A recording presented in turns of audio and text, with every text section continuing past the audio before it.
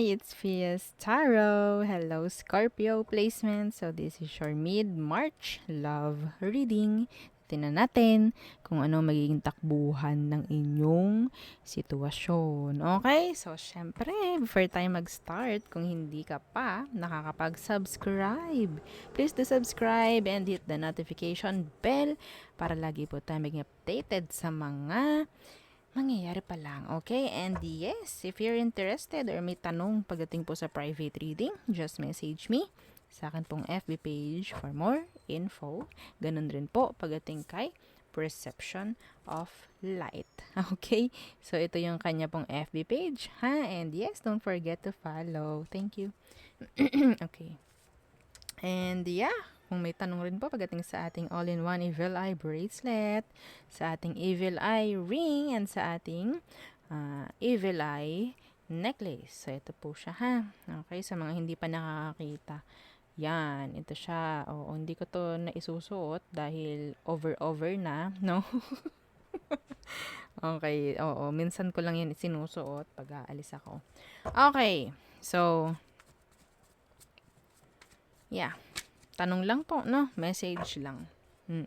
So, let's start, Scorpio. Tingnan natin ano yung current na situation nyo. And, tingnan natin kung magiging takbuhan, no? Okay.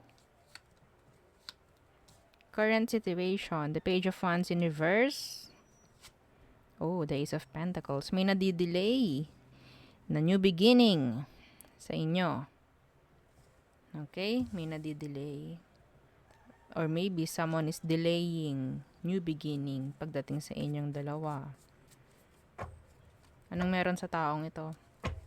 Anong meron sa kanya, Scorpio? Anong energy niya?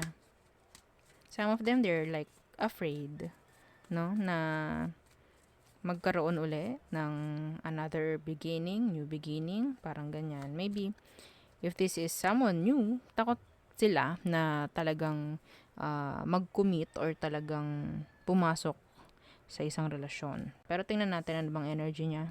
The Nine of Pentacles in reverse. Some of them, napakadaming responsibilities. Ha?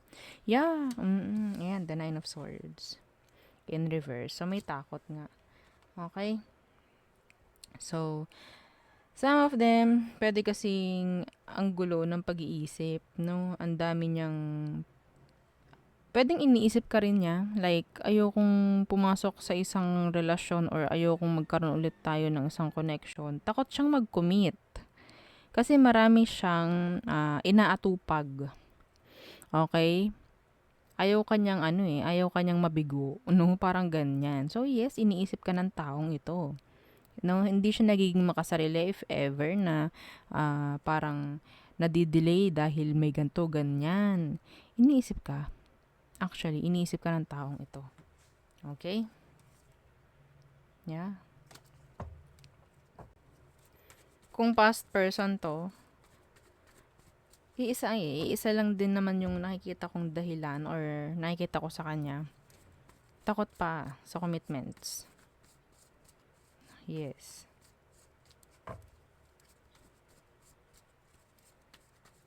Kaya hindi niya kayang mag-offer pa, if ever.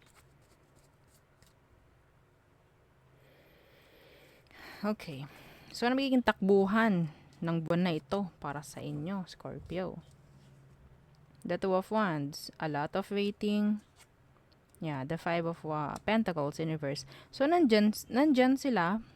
Okay, nandyan sila. Sa tingin ko, hindi pa rin totally makakapag-decide itong taong ito, no? Pagdating dyan sa pakikipagrelasyon. Like, open sila for you, pero pagdating sa, yun nga, sa gusto mo or kung ano man, connection, relasyon, hindi pa sila open doon. Okay? So, yeah, iba sa inyo, this is your ex. Pero, may komunikasyon. No? Parang ganyan. Okay. Kailangan ka rin niya, actually. Kailangan ka rin niya. Kaya hindi ito talaga lalayo. Okay? Ayos na sa kanya na magkausap kayo. Ayos na sa kanya na magka-connect kayo. Yeah. So, anong advice for you, Scorpio? Yes, madali lang to, no, na-read. Okay. Anong advice for you, Scorpio? Or, tingnan natin kung anong magiging outcome. Yeah, the Five of Wands in reversed and the Queen of Wands in reversed. Okay. So, I think, gayahin mo na lang din, no, yung ginagawa niya. Hindi mo rin kailangan magbigay masyado ng effort dito. Okay? Huwag kang gagawa ng mga isip-isipin na siguro hindi niya talaga ako gusto. Siguro ganto ganyan.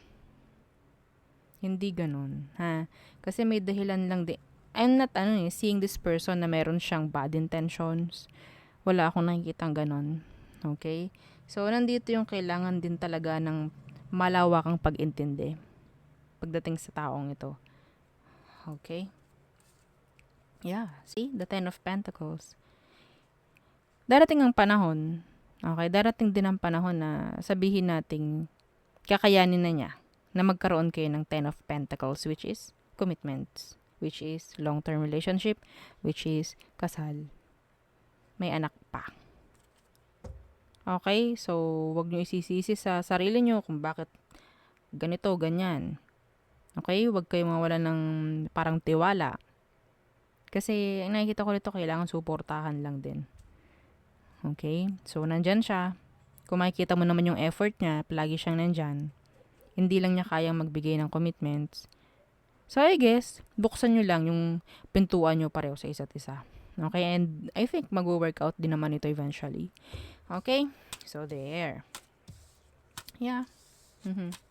I think di pa ready. Hindi pa siya ganun ka-ready. Oo. Hindi natin pwedeng hindi natin pwedeng pilitin. Okay? Yung tao. Kung hindi pa ready. Okay? So,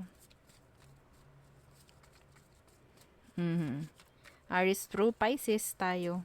Mga Scorpios. Okay. Aries. Pwedeng may ibubunyag, may sasabihin, may sasagutin. Si Aries. Taurus. So, meron ditong delay pagdating sa new beginning. Gemini.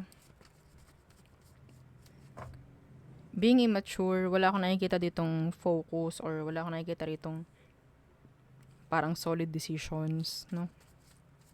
They're being immature and nandyan din yung ego and pride. Cancer, they're juggler. They're a juggler. Okay? Leo, so they want new beginning, new things, or sabihin natin clean slate. Changes. Okay? Virgo, so si Virgo, parang feeling niya wala na mangyaring reconnection sa inyo, parang ganyan. And some of them, pwedeng ilalagay ka sa parang open relationship. Okay? Libra, they're stalking you. They're just stalking. Okay. Scorpio, so may pagbabalik pagdating kay Scorpio. Or pwedeng hindi pa rin niya totally nalilet go to. Okay? Sagittarius, they miss you. Yeah. Andyan yung paglalim ng emosyon para sa'yo. Capricorn, so hindi pa sila ready to commit. Okay? May takot pa. Some of them may third party. Okay? Aquarius, they like you, they want you. You're their wish fulfillment. Scorpio. Okay? Pisces, so may pagte-take risk na mangyayari. May gagawing desisyon or may gagawing action or kung ano man itong si Pisces pagdating sa'yo, Scorpio. Okay? So there, yun ang ating reading for you, Scorpio placements. Again, don't forget to like, share, and subscribe and follow our FB page. Thank you. Bye!